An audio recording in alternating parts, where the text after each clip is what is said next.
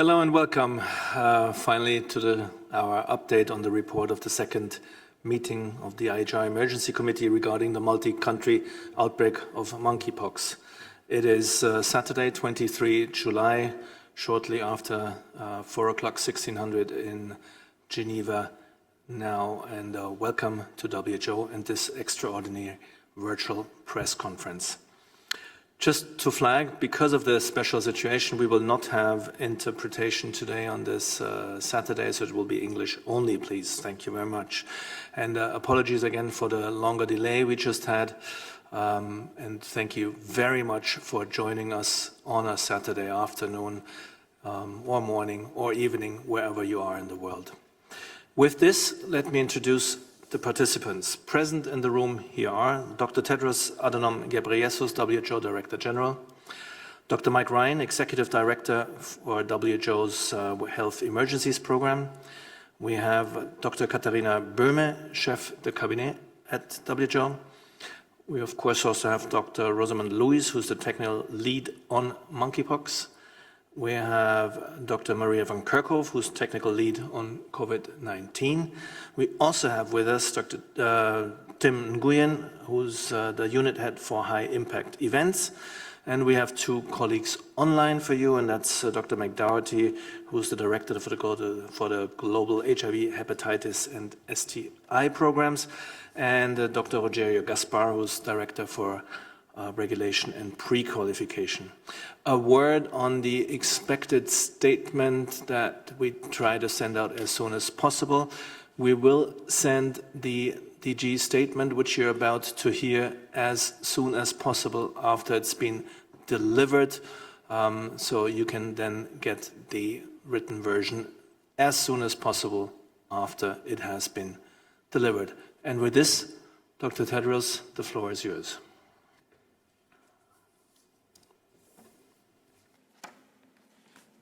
Thank you, Christian. Good morning, good afternoon, and good evening. A month ago, I convened the Emergency Committee under the international health regulations to assess whether the multi-country monkeypox outbreak represented a public health emergency of international concern. At that meeting, while differing views were expressed, the committee resolved by consensus that the outbreak did not represent a public health emergency of international concern. At the time, 3,040 cases of monkeypox had been reported to WHO from 47 countries. Since then, the outbreak has continued to grow, and there are now more than 16,000 reported cases from 75 countries and territories and 5 deaths. In light of the evolving outbreak, I reconvened the committee on Thursday of this week to review the latest data and advise me accordingly.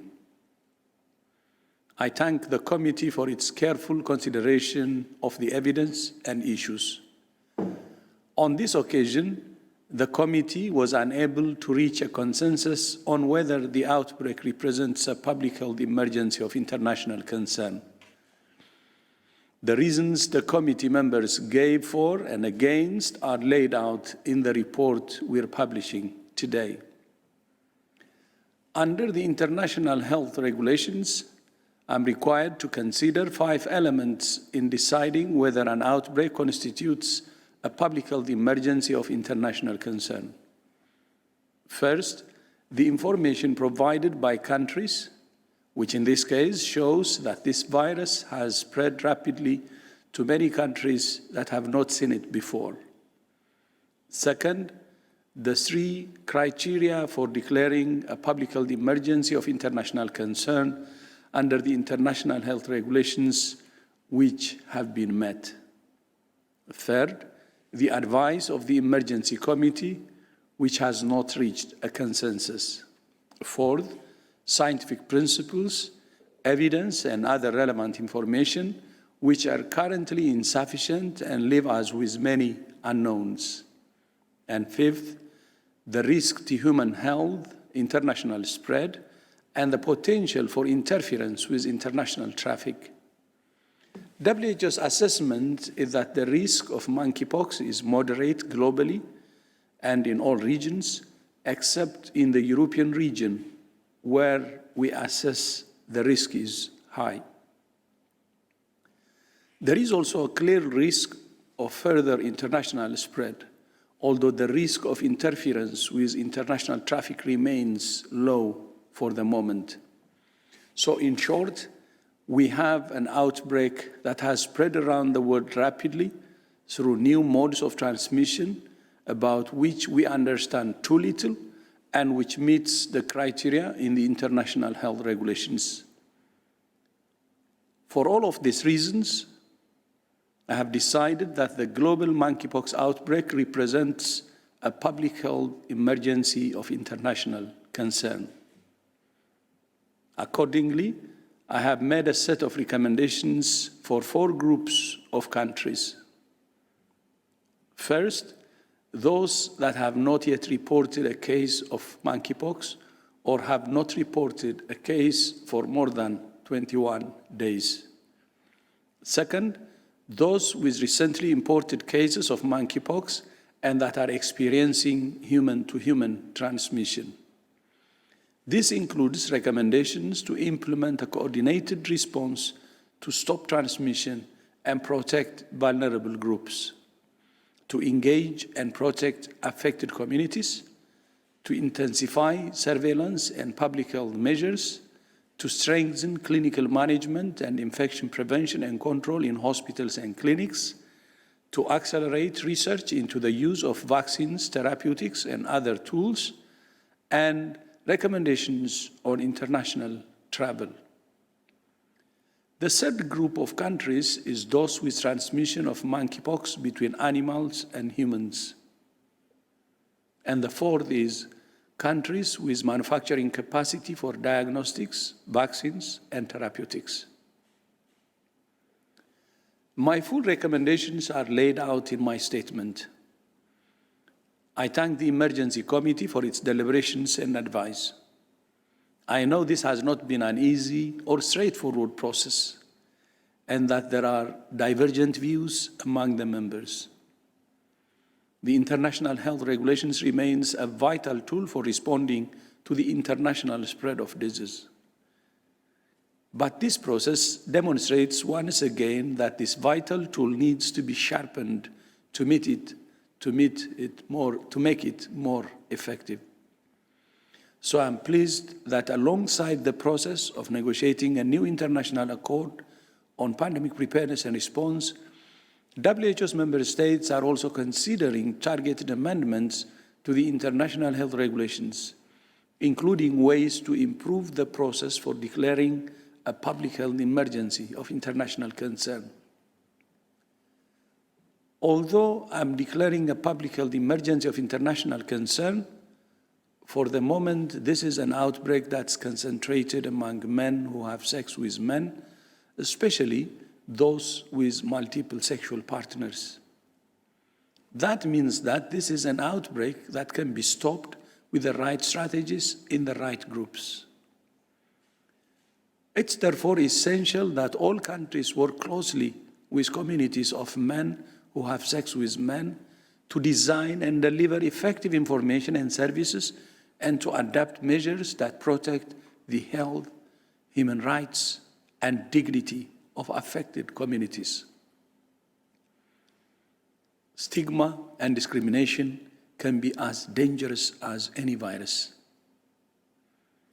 In addition to our recommendations to countries, I'm also calling on civil society organizations, including those with experience in working with people living with HIV, to work with us on fighting stigma and discrimination. But with the tools we have right now, we can stop transmission and bring this outbreak under control. I thank you. And Christian, back to you. Thank you very much, Dr. Tedros. Let me now open the floor for questions from the media. Again, just to remind you to get into the queue for asking questions, you need to raise your hand with the raise your hand icon, and then please don't forget to unmute yourself. We have a couple of questions already lined up, and we'll start with Kai Kupferschmidt from Science. Kai, please unmute yourself. Yes, thank you very much for doing this on a Saturday, and thanks for taking my question. Really briefly, maybe, Tedros, could you give an idea of what you were weighing in your mind as well when you made this decision? As far as I understand, it is the first time since the IHR from 2005 that a fake is being declared without the emergency committee recommending it. So I'd just be curious to understand a little bit your deliberations on this, and then what do you hope this changes, of course? What do you want to see now? Thank you very much, Kai. And I guess we'll start with Dr. McRyan. Thanks, Kai.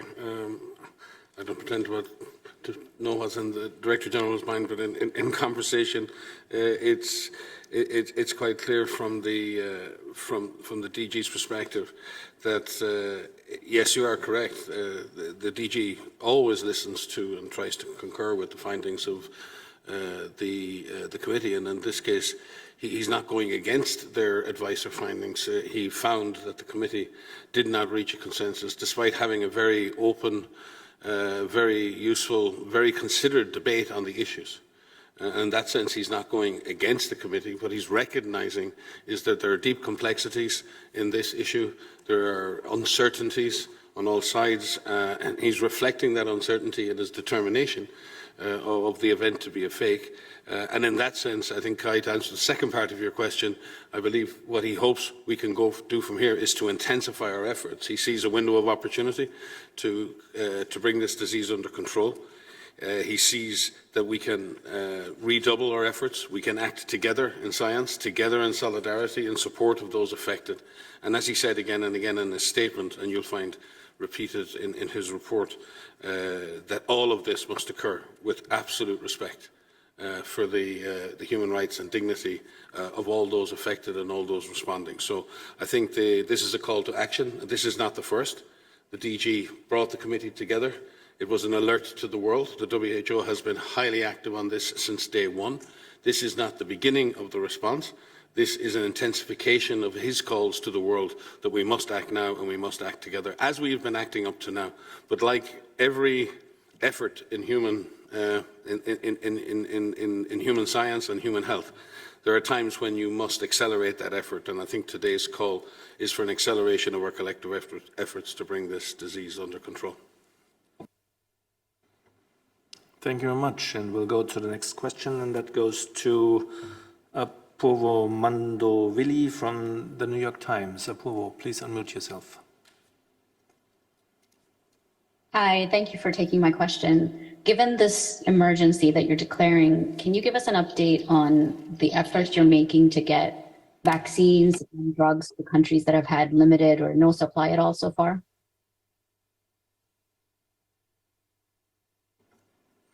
Thank you very much for that question. And for vaccine supplies, maybe we want to try with Tim Nguyen, who is the unit head for high impact events. And then let me see, maybe we have a colleague online also. Let's go ahead. Thank you, Apurvo, for your question. So since the beginning of this outbreak, WHO has been in regular contact with the manufacturer of these medical countermeasures, including with member states who previously has made national stockpiles of smallpox countermeasures available in their national stockpiles. And from these discussions, we know and have an understanding of some of the countries that have access and the global supply situation.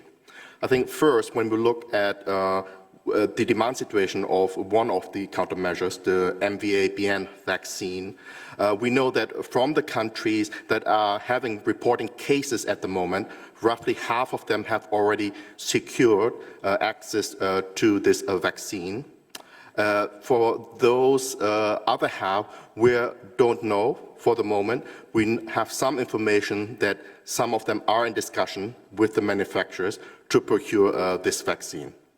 At the same time, WHO continues to discuss with member states that holding larger stockpiles for solidarity in sharing and donating vaccines to those that don't have access at the moment. So this is an intense effort WHO doing is at the moment. Secondly, on the supply situation, we have been discussing with those manufacturers what is available in 2022.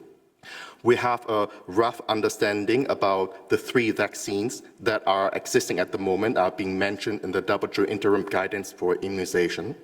So on the MVA-BN vaccine, we do know that at the moment 16.4 million doses exist in bulk, which means they require fill and finish. We have roughly 1 million of those already in fill and finish situation.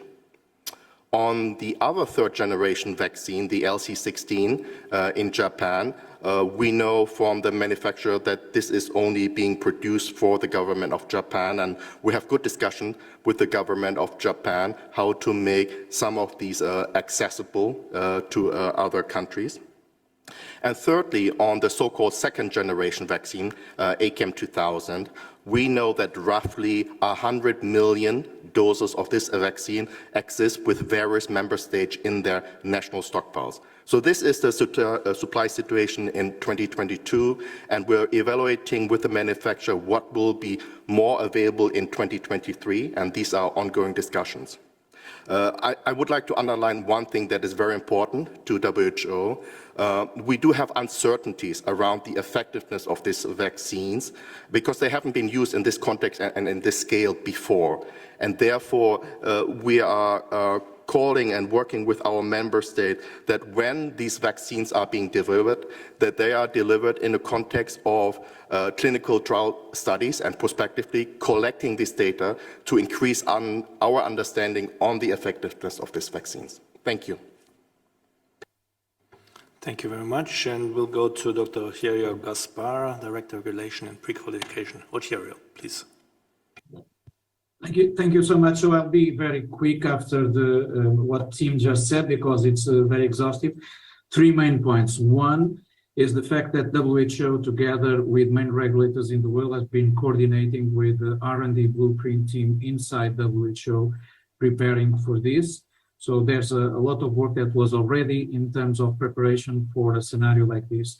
Second one is that we'll continue to deliver the necessary services to support regulatory systems worldwide. And as we are seeing 2 types of countries that have strong regulatory systems with evolving situation in terms of the regulatory approval, as we have seen yesterday from the European Medicines Agency. And we have also a responsibility to support member states that are not in the same situation. We have been preparing for this. The preparation for the support is finalized. So as we have done through COVID-19, we are in the situation to move forward. The third point is that, of course, having the distribution of vaccines and also therapeutics, because therapeutics is also an important part of this, in terms of the deployment and the monitoring of any eventual safety signals under a context in which part of this context, as DG just referred, will be to foster the research on this area. With the lessons learned from COVID-19, we developed, and other vaccines and use of other vaccines, we developed already an app that is ready and tested and prepared to reinforce global pharmacovigilance systems in the deployment of any measures needed, including vaccines and therapeutics. Over from my side. Thank you very much, both. With this, we have one more from Dr. Mike Ryan, please. Again, in terms of vaccine policy, WHO SAGE have looked at the policies for using this vaccine, and certainly the use of this vaccine is primarily and classically associated with the vaccination of contacts of cases, which is assuming some post-exposure element to the vaccination. There then is the possibility of vaccinating people in advance of being exposed, which is vaccinating an at-risk group. And in that sense, when we talk about trying to use this vaccine as a measure to stop this outbreak or to control this outbreak, we really want to see these vaccines used in that context, in the context of those most at risk, to protect those most at risk. Those most at risk are those who are currently in contact the virus or those likely to be exposed to that virus. So in terms of prioritization here, we need to look at the equity and solidarity issues, not purely in a geographic context, but we need to look at these in terms of the people who are most likely to suffer exposure to this disease. Secondly, it's important to remember that when this vaccine is given in a pre-exposure context, it is not like giving an antiviral. It takes time for vaccines to work, and in this case, it can take up to 3 weeks, I believe, for this vaccine to take full effect. So being vaccinated does not give you instant protection. The best way to avoid this infection is to avoid being exposed to it, and if you are exposed to it, to avoid being the person that transmits that further to somebody else. So breaking the chains of transmission are about preventing onward transmission. That is both a behavioural element, but it also has a very strong additional element that if vaccines are used properly, judiciously, and in the right people, vaccines can be very effective at preventing onward transmission of this virus. Thank you very much, Dr. Ryan and all. With this, we move to the next question, and that goes to Jeremy Lange from RFE. Jeremy, please unmute yourself. Thank you, Christian. Good morning to everyone. I would like to know, since the vast majority of the cases are reported with men who have sex with men, do you fear that the governments might not take this feat as seriously as the COVID? Thank you very much, Jeremy. Good question. I guess we'll go to Dr. Mike Ryan. I think that's exactly why we're sitting here today, is because Dr. Tedros wants this event to be taken seriously, and to be taken seriously regardless of who it affects in our community. So that is the call today. It is important both that it is taken seriously and we make collective efforts to support the community affected, and in particular, as he says, to empower that community and look to their leadership and the experience that they have had as the most at-risk group, and in this case, it's men who have sex with men. There is also always the chance that this disease will extend into further groups, and we have some preliminary evidence that it may do. We know that from the past. We know this disease can transmit in a household setting, but there are that many uncertainties at the moment on transmission of this virus that we have to be exceptionally careful. But as he said as well, it is exceptionally important that the existence of a public health emergency of international concern and the intensification of surveillance and control efforts are not used as a mean for coercive surveillance or for the imposition of measures that would impede the dignity and human rights of the people affected. It's very important that we get this balance right. Public health is important.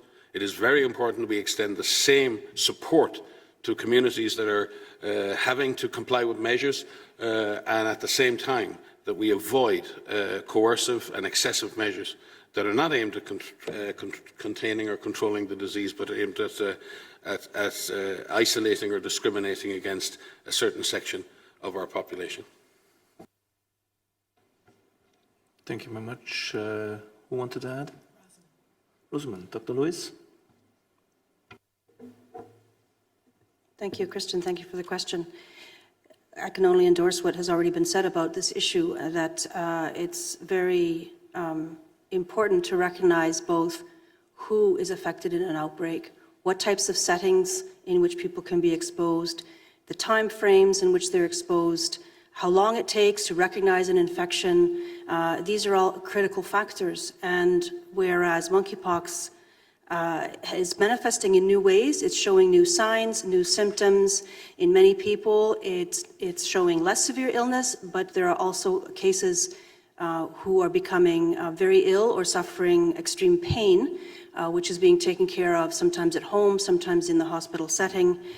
Meanwhile, others are experiencing less severe conditions and sometimes fewer lesions than might be expected historically for monkeypox. And so it's really challenging to message, to communicate about this, to say that it is a disease that is transmitted by person-to-person contact, skin-to-skin, face-to-face. These are all modes of transmission, primarily from close contact with people who are having, as I say, very intimate relationships or in the family setting. And so in one sense, It's possible that transmission can occur in the household, for example. However, we have many sources of data that are showing, both from the reports coming from countries as well as from studies that are beginning to emerge in the scientific literature, as well as from the countries that have presented to the Emergency Committee and informed us of the details of the information that they wish to share regarding this outbreak, that still today, almost 3 months in, or probably more than 3 months in, given that there was a period of time early on when unusual rashes were not recognized or diagnosed. So still, after 3 months, 98% of cases are still manifesting in men, and in men who have sex with men, and most of them identify themselves as gay, bisexual, or otherwise men having sex with men. So this is very difficult to communicate, especially for communities who are concerned about stigma, concerned about discrimination, concerned about backlash from other parts of the community or even from their government. And the Director General has been very clear today to communicate that stigma and discrimination are not okay. This is important. If we want to help every country and every community control this infectious disease, stigma will not help. It will drive people away from seeking diagnostics, testing, access to care, vaccines, treatments, and this will not help the situation. As Dr. Tedros explained, because at the moment the outbreak is mostly among one population group, that presents an opportunity. It presents an opportunity for us collectively to work with that group, to allow them to bring forward their own ideas, demonstrate their own leadership, of course, which they have been demonstrating for many, many years since the beginning of the HIV/AIDS pandemic, and to show us the way, to show us what is the best way to help you, to help countries, and to help affected people reduce risk, reduce exposure, reduce transmission, and stop this outbreak. Thanks. Thank you very much for this. And next question goes to Helen Branswell from Stat News. Helen, please unmute yourself.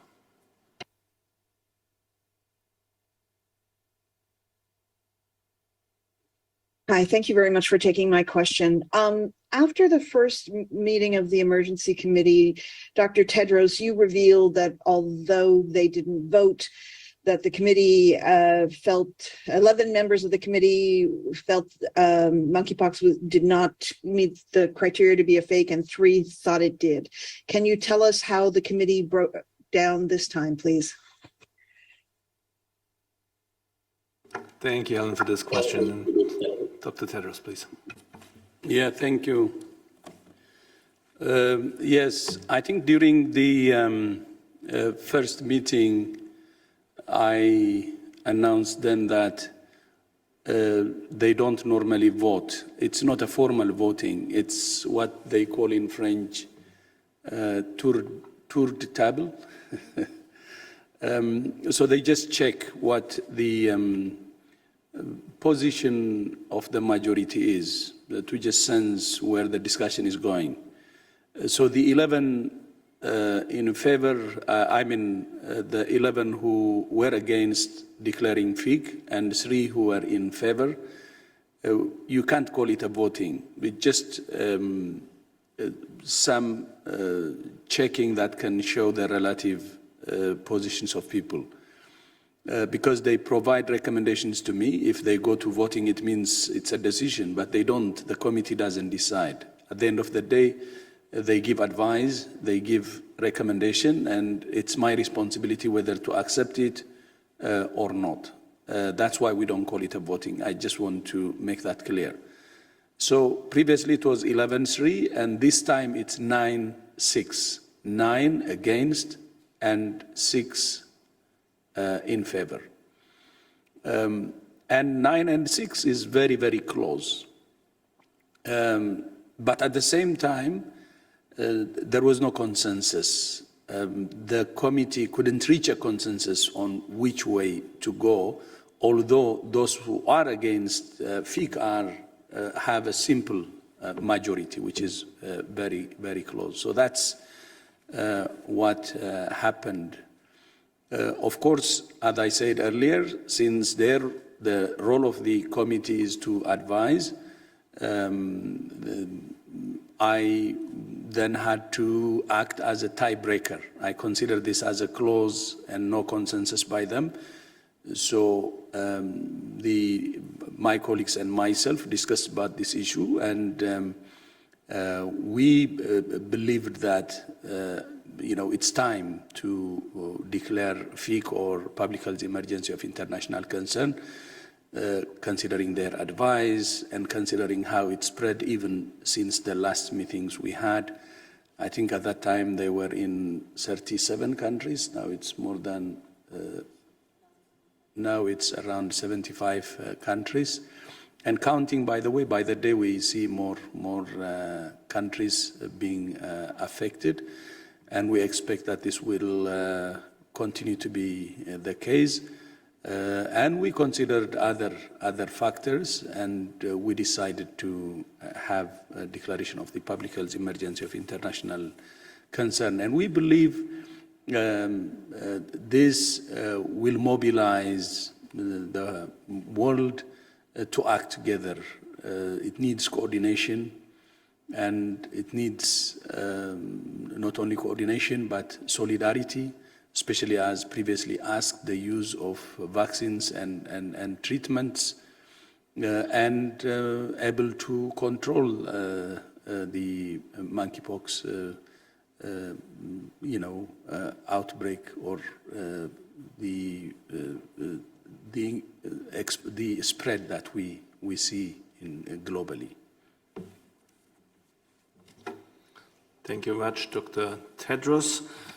With this, we go to the next question, and we go to Simon Ateba from Today News Africa. Simon, please unmute yourself.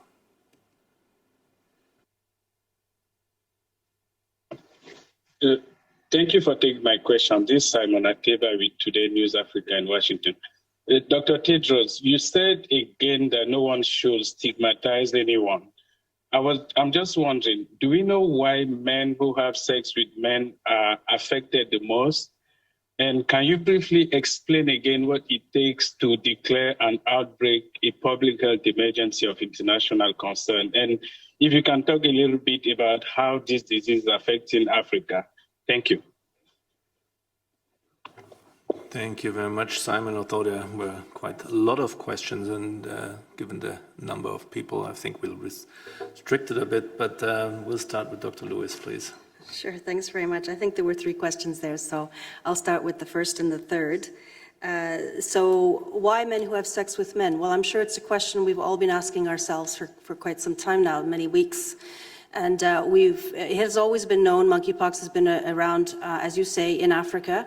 It was first demonstrated there in a person, in a child, in 1970.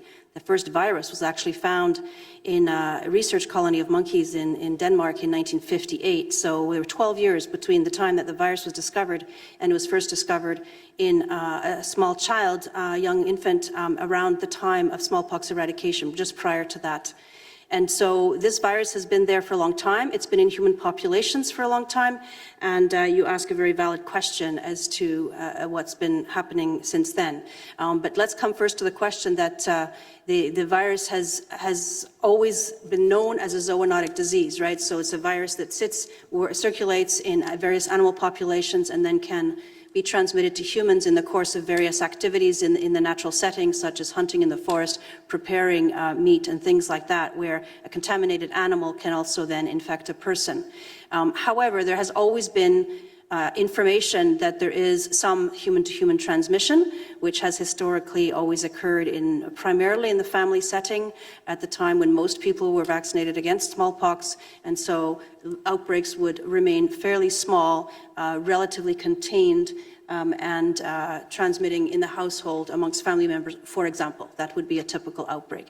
Over the course of time, over the course of many years, the chains of transmission of monkeypox have become slightly longer, possibly 6, maybe possibly 9 sequential chains of transmission, which shows that the virus, the disease was manifesting more human-to-human transmission. What is not really known yet, and this is an important feature, is whether that was features that were changes in the virus, or whether it was because as more and more people were born post-smallpox eradication, there were fewer and fewer people who are actually collectively immune to orthopox viruses, because both these viruses are from the same family.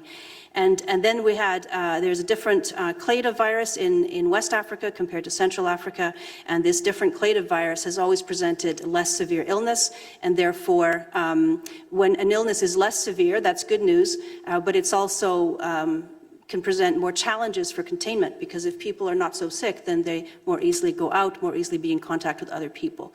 So again, over the course of time, the countries one country in particular in West Africa experienced an outbreak, significant outbreak of monkeypox for the first time in 40 years, and that outbreak was managed by the country, but in fact, the cases never really completely went to zero, and then from that country, other people travelers began to become infected. So what we now think has happened, thanks for the long introduction, but what we now think has happened is that this virus clearly was already moving with people, with travelers, in families, and some spillover events have continued from animal populations, and the virus has been able to continue moving. So the hypothesis is, and this remains to be confirmed, is that as the virus moved into even a post-COVID world where some people were able to travel again, so more travel, more viruses on the move, it established itself in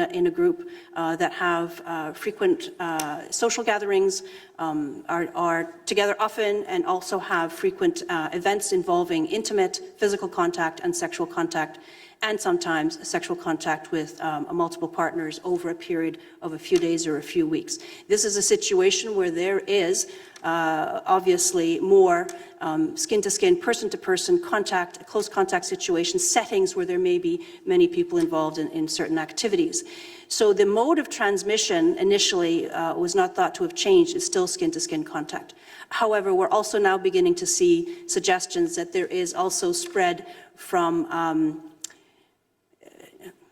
sexual activity, in the sense that sexual activity involves, again, very close intimate contact, including penetrative contact, and that may actually, we don't yet know, there's a lot we don't yet know about what's happening now, but certainly there are possibilities that need to be explored, that there are new modes of transmission through sexual activity which have not clearly been described before.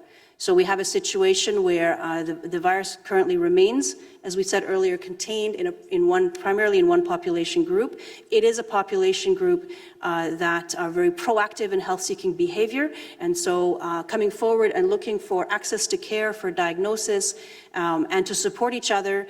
And however, it's still a group where activities can bring people together.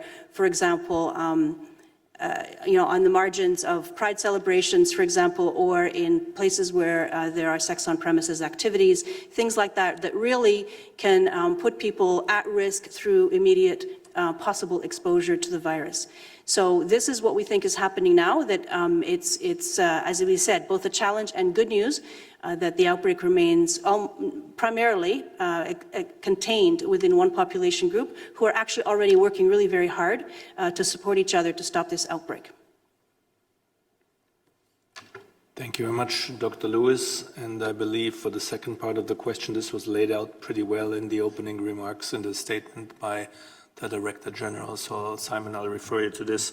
I think we have time for one more question, and that goes to Donato Mancini from the FT. Donato, please unmute yourself. Hi, thank you so much for taking my question and for organizing this on a Saturday. Very simply, is it too late in your assessment to control the spread of monkeypox where it is not endemic? So do you expect it will become endemic in more countries as the outbreak progresses? Thank you. Thank you very much, and we'll have Dr. Lewis start again. Thank you.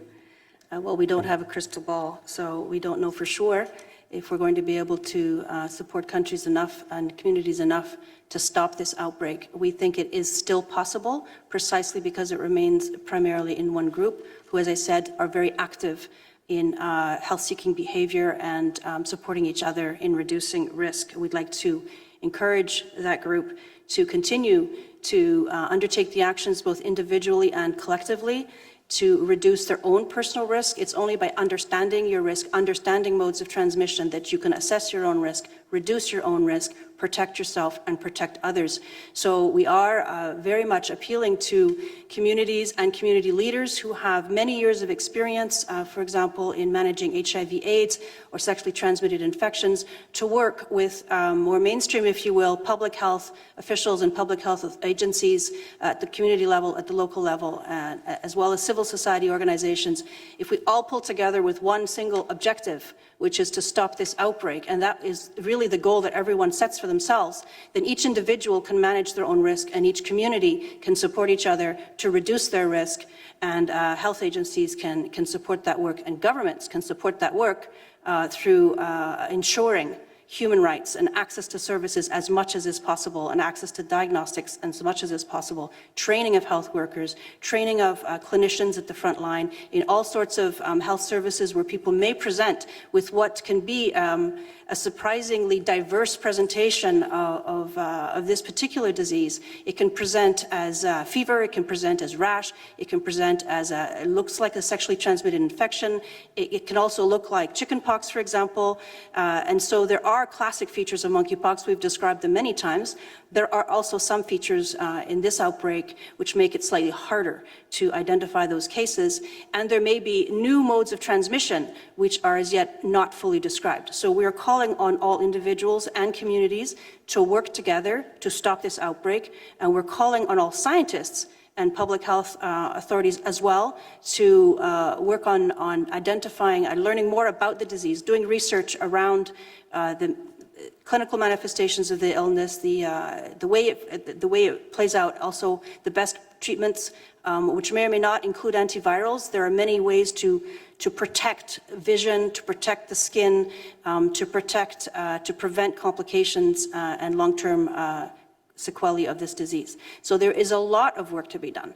But foremost and primarily, understanding what causes risk, what are the situations in which someone might be exposed, and reducing those situations that put people at risk so they can protect themselves.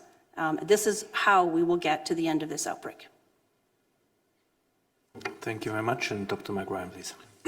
And just on the specifics of risks, there are two specific risks here. One is we don't wish to see this version of the disease establish itself along with other diseases that have become established infections that are transmitted sexually, and it becomes an established disease, endemic disease, and that's regardless of sexual preference or gender. Because in that situation, we all know how difficult it has been historically to deal with the diseases like this because of the issue of stigma, the issues around protection of identity. There's so many issues that it's a complex public health issue. You only have to speak to physicians and public health people who work in that to realise how difficult it can be, not from a purely scientific point of view, but from a societal and a cultural point of view, to address the issues there. The second risk is obviously the extension of that disease out into a broader community and with transmission at a community level. We've seen that previously with orthopox viruses like smallpox that have done that historically over centuries and caused great pain and suffering. That is not what monkeypox does normally, but we need to be cautious. And as Rosamund said, we don't have a crystal ball. Viruses do evolve. It's not something people should be worried about, but it's something the scientists should be concerned about and following, and we will continue to follow that. So from that specific point of view, and that's why we say again, it is so important that we'd use the opportunity to control the disease where it's at now, but to do that with the community affected, to do that in partnership with the community, and that their leadership and that the support they receive from governments in particular and from other members of society is now absolutely crucial. It's absolutely essential that we don't push this disease away, push this disease under the table, and then try to forget about it as if it doesn't exist. Because if we don't assist the affected community, there is always the chance that this will become a broader or more generalised issue. So this is, DG has spoken about it before. If nothing else, this is about enlightened self-interest. This is about showing solidarity for the benefit of the people that we're in partnership with, but ultimately to the benefit of the whole of our society. Thank you so much, and we have a few more words from Dr. Lewis. Thank you. I'll just come in with a couple more thoughts on that particular point about the future. And that is that this, as mentioned earlier, this disease has been known for many years now. There has been research. There was extensive research in parts of Central and West Africa in the 1980s, around the time of smallpox eradication. That research did start to tail off when it was thought that this may not represent, at that time, a major public health risk. And at that time, that was a reasonable conclusion. Now, 40 years later, we are seeing a different pattern, but it's also important to appreciate that the countries that have been living with this virus all this time are still living with this virus. They still have zoonotic transmission. They still have exposure in the natural setting. They still have children who are at risk. They still have adolescents who are going into the forest and maybe hunting with family and community members who may be at risk from a virus that is circulating amongst animals. So that's one thing. And the second thing is that as this virus spreads in those countries, in those communities, it is showing a different pattern of transmission. It has been showing a different pattern of transmission over the last few years.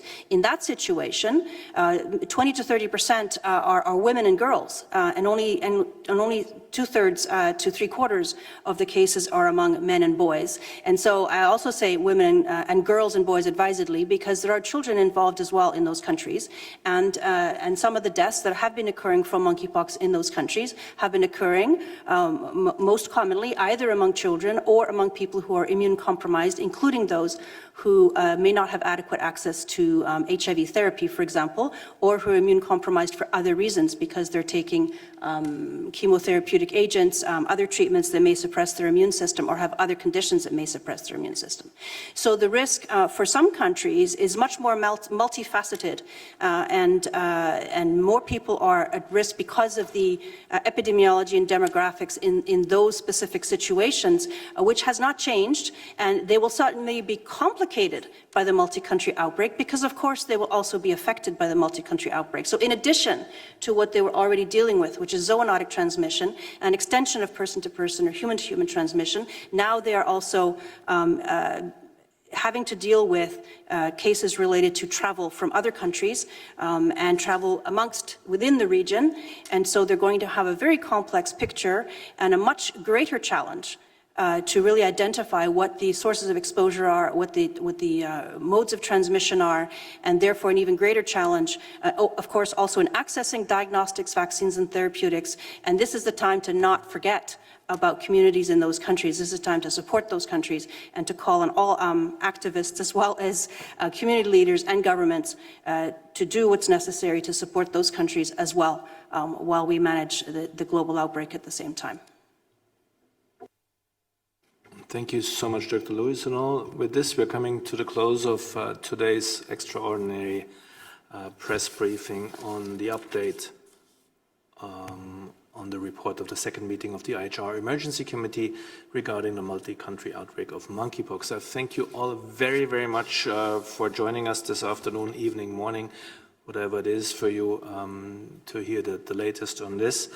Again, thank you for your patience, and good to have you with us. I want to thank the colleagues here too. A word on what's to follow now. We will be sending our usual after press briefing remarks with the audio files and again Dr. Tedros' remarks, but also with the links to the Emergency Committee report. This is already online, so you can find it already online. You don't have to wait for our send out, and also Dr. Tedros' remarks are already online and the links are out there. The full transcript of this briefing will most likely be posted by Monday only. We'll get it done as soon as possible. Any follow-up questions, of course, please join us, and otherwise, thank you again, and over to Dr. Tedros for closing. Yeah, thank you. Thank you, Christian. It was one of the questions I just would like to address that before we close, especially on stigma and discrimination. Stigma and discrimination, first of all, it's a violation of human rights. And second, it can undermine our response and our efforts to stop the transmission and bring this outbreak under control. So because of these two reasons, I think we ask governments, society to fight stigma and discrimination. And we seek your strong commitment to uphold human dignity, human rights, so that we can control this outbreak. With monkeypox, the good news is we have the tools, and if we uphold solidarity and, as I said, human rights and dignity, it can be controlled. We can bring it under control, the outbreak of monkeypox. So with that, I would like to thank the press who have joined us today, and I join Christian in apologizing for the delay. We were supposed to start at 3, but I hope you understand.